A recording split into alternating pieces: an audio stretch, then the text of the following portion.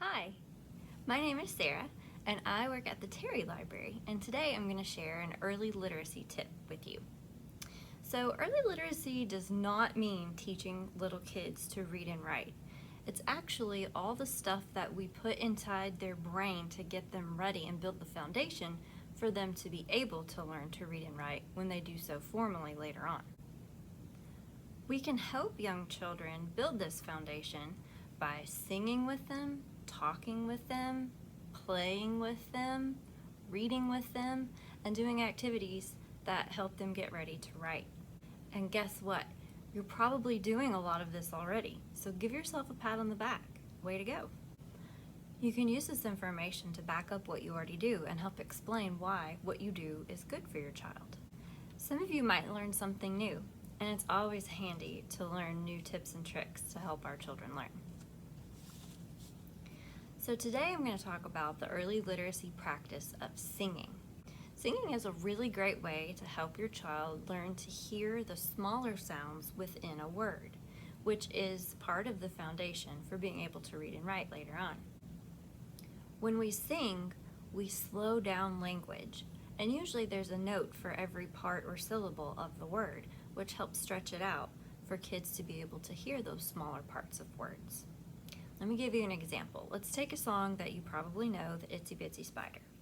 If I just say the words to the song, the Itsy Bitsy Spider climbed up the water spout. I'm not necessarily talking super fast, but when you sing it, listen to how you can hear the individual parts in the words. The Itsy Bitsy Spider climbed up the water spout. So like if you say the word water and you sing the word water, it stretches it out and you can hear there's two separate parts in the word water, whereas a kid might not be able to distinguish that in just regular speech. So it's really good for that. You might be wondering, what in the world do I sing to my kids? Well, think about some of the things that you maybe heard or sang as a small child. The classics, there's Old MacDonald, of course Itsy Bitsy, Twinkle Twinkle Little Star. You might know some nursery rhyme songs from when you were little.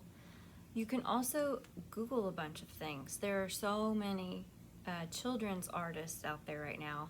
There are old ones like Rafi, who's a very good classic go-to singer, and there are new ones. I recently discovered a group called the Juicebox Heroes, where they take popular songs and put kid-appropriate lyrics with it.